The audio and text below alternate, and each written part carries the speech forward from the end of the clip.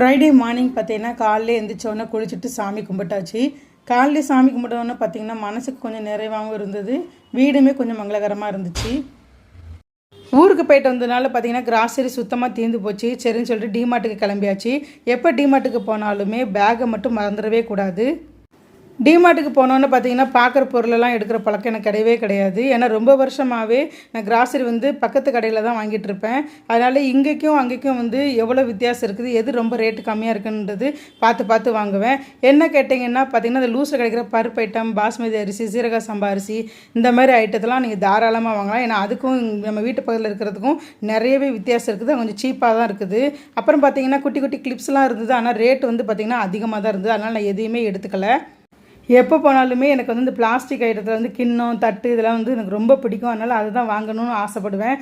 ஆனால் வாங்கினா பயங்கரமாக வீட்டில் டோஸ் விழும். ஏன்னா பிளாஸ்டிக் ஐட்டம் வாங்குறத விட அது கூட கொஞ்சம் காசு போட்டேன்னா சில்வரில் வாங்கலான்னு எங்கள் வீட்டுக்காரருக்கு திட்டுவார். அதனால் நான் வாங்கவே மாட்டேன். பார்த்துட்டு வச்சுடுவேன். அவர் கோவத்துலேயும் நியாயம் இருக்குன்னு அப்படியே வச்சுட்டு வந்துடுவேன். அதுக்கப்புறமா பார்த்தீங்கன்னா ஸ்லிப்பர் ஐட்டம் தான் போனோம். சுத்தமாக நல்லா இல்லை, அரேஞ்ச்மெண்ட் கூட சரியில்லை. அதுக்கப்புறம் எங்களுடைய ஃபேவரட்டான பிளேஸ்க்கு போனோம். அங்கே பட்டர் பாப்கார்ன், சீஸ் பாப்கார்ன் 15 ருபீஸ்க்கு ஒர்த்தபுளாக கிடைக்கும். அதை வாங்கி சாப்பிட்டுட்டு வந்தாச்சு. நாளைக்கு தான் இதெல்லாமே ஸ்டோரேஜ் பண்ணோம். இன்றைக்கி டே இப்படி தான் போச்சு. இன்னொரு வீடியோவில் பார்க்கலாம். பாய்.